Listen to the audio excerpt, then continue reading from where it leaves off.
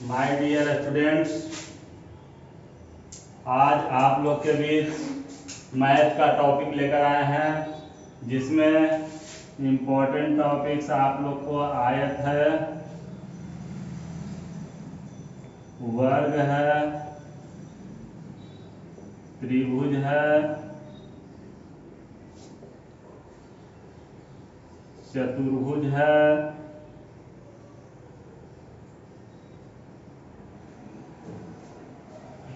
घन और घनाभ। आज इतना टॉपिक आप लोग को बताने जा रहे हैं, ध्यान से देखिएगा। सबसे पहले हम लोग जानते हैं आयत के बारे में। आयत को रेक्टेंगल बोलते हैं इंग्लिश में। आयत का आकृति कैसा होता है? इस तरह शेप। ये लंबाई हो गया और ये चौड़ाई हो गया। 90 को 90 डिग्री का बनता है, आयत हो गया। आमने सामने की भुजा परस्पर बराबर होती है, आमने सामने की भुजा बराबर होती है। ये आपका आकृति हो गया, ये लंबाई, तो ये लंबाई जितना ये होता है लंबा उतना ये, जितना ये चौड़ा होता है उतना ये। अगर आयत का क्षेत्रफल की बात करें तो आयत का क्षेत्रफल बराबर लंबाई गुने चौड़ाई, लंबाई गुने चौड़ाई, जिसको हम लोग एल गुने बी भी बोल सकते हैं, क्योंकि लंबाई को हमने एल से सूचित किया है और चौड़ाई को बी से सूचित किया है। लंबाई को लेंथ बोलते हैं और चौड़ाई को ब्रेथ बोलते हैं। ब्रेथ का मतलब चौड़ाई होता है। फिर उसके बाद आयत की परिमाप, आयत की परिमाप बराबर होता है फॉर्मूला 2 इंटू लंबाई प्लस चौड़ाई, 2 इंटू लंबाई प्लस चौड़ाई, या इसको बोल सकते हैं 2 इंटू एल प्लस बी, यानी लंबाई और चौड़ाई का योग को अगर 2 से मल्टीप्लाई कर दिया जाए तो क्या हो जाता है? परिमाप निकल जाता है। आयत का विकर्ण, सबसे पहले हम लोग जानेंगे विकर्ण कहते हैं किसको।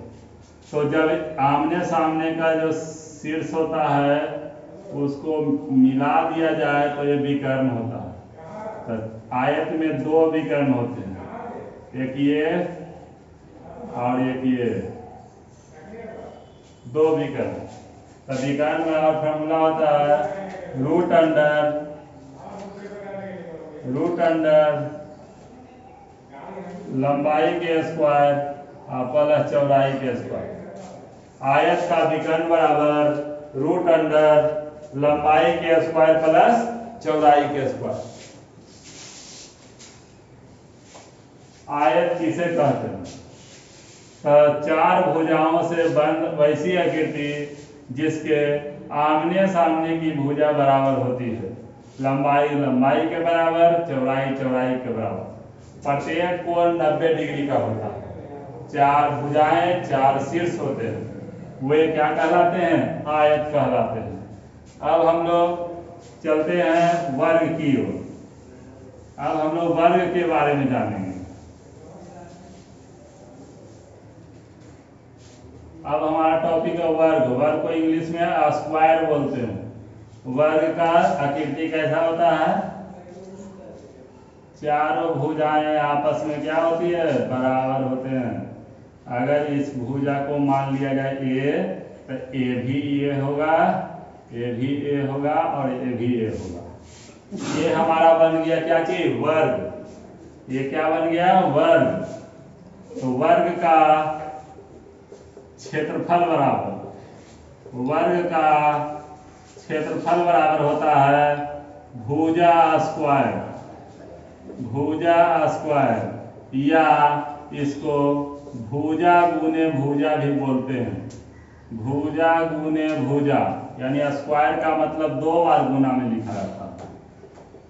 अगर वर्ग की परिमाप निकालना रहे तो वर्ग की परिमाप निकालने के लिए 4 गुने भुजा, 4 गुने भुजा। क्यों? क्योंकि भुजाएं की संख्या कितनी है? 4, इसीलिए 1 2 3 4, तो 4 गुने भुजा कर देंगे तो वर्ग की परिमाप निकल जाएगा। वर्ग का विकर्ण बराबर होता है √2 गुने भुजा, √2 गुने भुजा। ये क्या निकल जाएगा? वर्ग का विकर्ण। वर्ग के चारों भुजाएं आपस में बराबर होता है, प्रत्येक कोण 90 डिग्री का होता है और इसका विकर्ण भी आपस में बराबर होता है।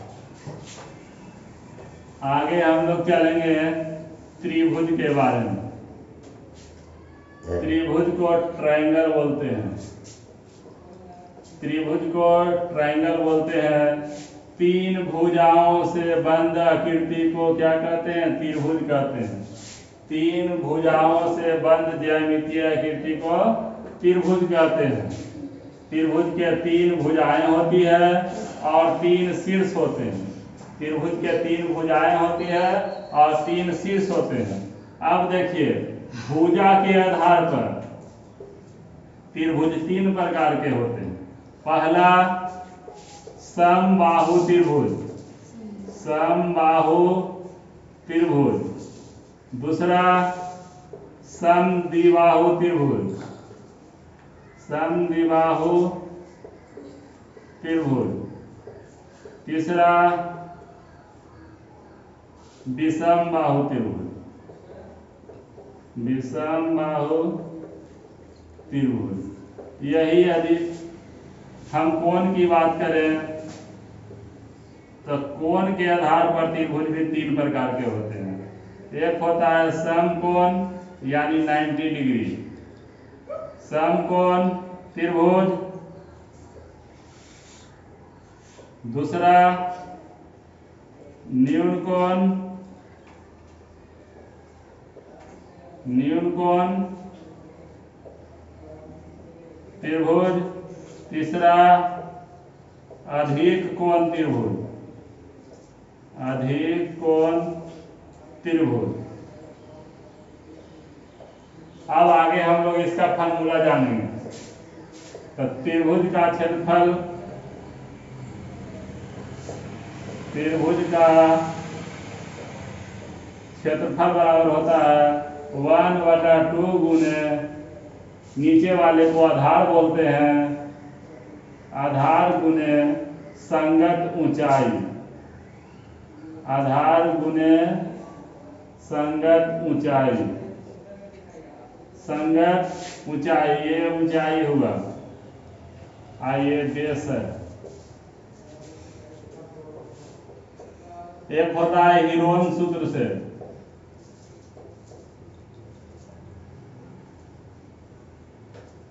Heron formula. त्रिभुज का क्षेत्रफल, त्रिभुज का क्षेत्रफल बराबर S इंटू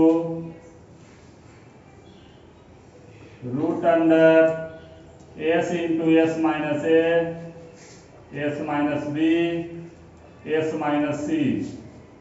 S क्या है? तो S को अर्ध परिमाप कहते हैं। S को अर्ध परिमाप करते हैं। परिमाप बराबर होता है त्रिभुज के तीनों भुजाओं का योग और अर्ध परिमाप का मतलब तीनों भुजाओं का योग बटा 2। तीनों भुजाओं का योग परिमाप बराबर, यहाँ पे लिख दीजिए त्रिभुज का परिमाप बराबर A plus B plus C, यानी तीनों भुजाओं का योग। अगर इसको ये मान लिया जाए B और ये C, तो तीनों भुजाओं का योग। ये आपका हो गया त्रिभुज का। आयत हो गया, वर्ग हो गया, त्रिभुज हो गया। अब हम लोग चलते हैं चतुर्भुज। चतुर्भुज को को भी हम बताएंगे।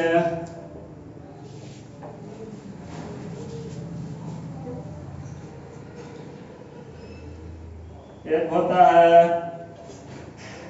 समांतर चतुर्भुज, समांतर चतुर्भुज। एक होता है समचतुर्भुज। एक होता है समलंब चतुर्भुज।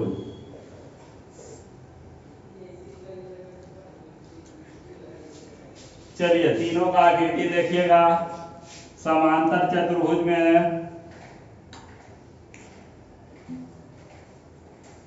इस तरह से रहता है, ये भुजा इसके बराबर, ये भुजा इसके बराबर। यहाँ पे आपका ऊंचाई हो जाएगा ये बेस।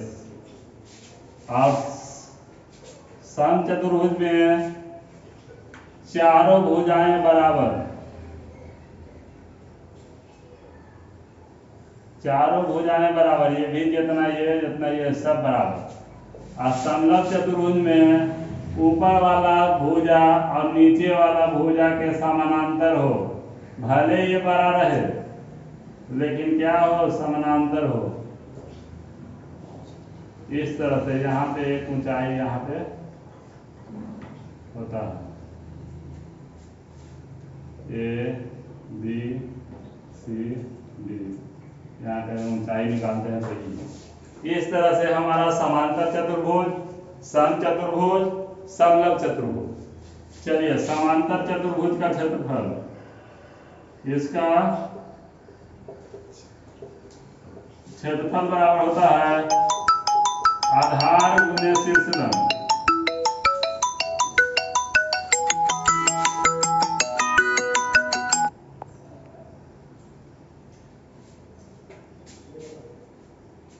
इसका क्षेत्रफल बराबर होता है आधार गुने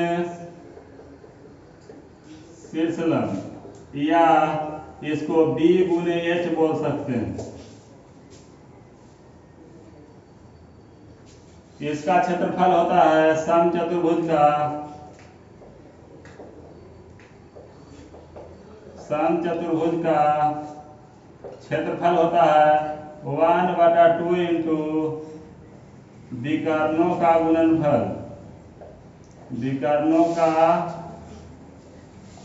गुणनफल। विकर्ण कौन, एक ये और एक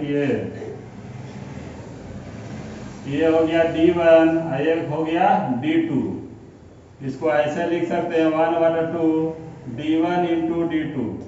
डायगोनल होता है, d से डायगोनल यानी कि विकर्ण। अब हम लोग निकालेंगे समलंब चतुर्भुज का क्षेत्रफल। इसका फॉर्मूला होता है 1/2 इंटू समांतर भुजाओं का योग और गुने ऊंचाई। 1/2 इंटू समांतर भुजाओं का योग गुने ऊंचाई। ये आपका हो गया चतुर्भुज। अब हम लोग घन के बारे में और घनाभ के बारे में जानेंगे। घन, घन को क्या बोलते हैं, क्यूब बोलते हैं। घन का आकृति वर्गाकार शेप में बनता है। एक वर्ग ऐसे बना लीजिएगा और ऊपर से सेंटर से एक और वर्ग बना लीजिएगा और इस सेंटर को इससे कॉर्नर से मिला दीजिए शीर्ष से, और ये शीर्ष को ऐसे मिला दीजिए। ये आपका बन गया घन। घन के सभी भुजा बराबर होते हैं, जिसके लंबाई, चौड़ाई, ऊंचाई तीनों आपस में बराबर हो, उसे क्या कहते हैं, घन कहते हैं। घन का कुल पृष्ठ क्षेत्रफल सबसे पहले जान लीजिए। घन के किनारा भी होता है 6 गो किनारा 12 गो, सतह 6 गो और शीर्ष 8 गो। किनारा 12 गो, सतह 6 गो और शीर्ष 8 गो, सभी सतह बराबर होते हैं। इसीलिए घन का कुल क्षेत्रफल 6 गुने भुजा स्क्वायर, 6 गुने भुजा स्क्वायर। घन का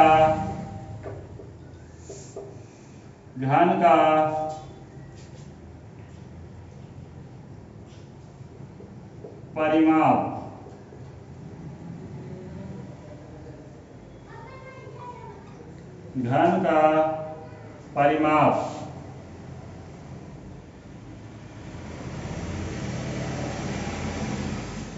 इसमें आपका 12 किनारा हो जाता है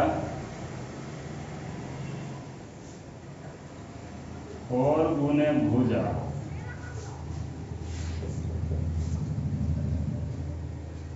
घन का विकर्ण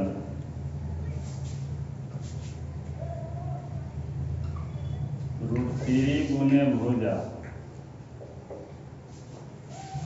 अब हम लोग घनाभ में चलते हैं।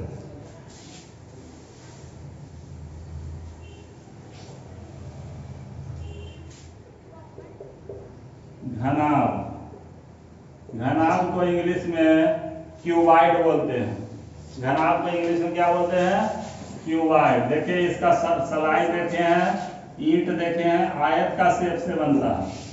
यहाँ पे हम लोग ऐसे करेंगे,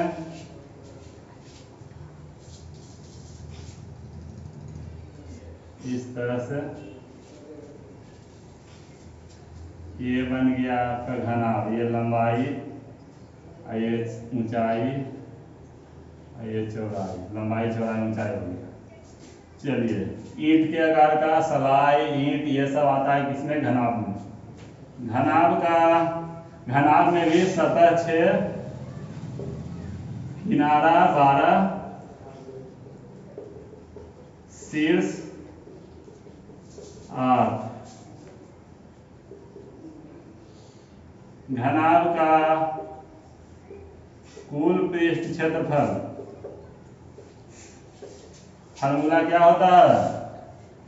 2 इंटू लंबाई गुने चौड़ाई प्लस चौड़ाई गुने ऊंचाई प्लस ऊंचाई गुने लंबाई। 2 into LB plus BH plus HL होता है। पार्श्व पृष्ठ क्षेत्रफल, पार्श्व पृष्ठ क्षेत्रफल 2 इंटू लंबाई प्लस चौड़ाई और गुने ऊंचाई। आयतन, घनाभ का आयतन बराबर लंबाई गुने चौड़ाई गुने ऊंचाई, लंबाई गुने चौड़ाई गुने ऊंचाई। घनाभ का विकर्ण, घनाभ का विकर्ण बराबर, तो घनाभ का विकर्ण हो जाएगा √अंडर लंबाई के स्क्वायर प्लस चौड़ाई के स्क्वायर प्लस ऊंचाई के स्क्वायर। उसमें जो घन में लिखे हैं घन का परिमाप, उसको काट करके घन का आयतन कर लीजिएगा और लिख लीजिएगा भुजा क्यूब। भुजा क्यूब यानी कि L³ भी बोलते हैं, L गुने L भी बोल सकते हैं 3 वाली से। ठीक है, आप लोग सीखें आज आयत, वर्ग, त्रिभुज, चतुर्भुज, घन, घनाभ। आप लोग को मैथ बनाते समय 7 class, 8 class, 9th class, 10th class सभी को ये वाला थ्योरी जो है और ये फार्मूला जो बताया हमने बहुत ही कारगर सिद्ध होगा। इसे समझें, याद करें और इसके आधार पर आप मैथ बनाएं। धन्यवाद।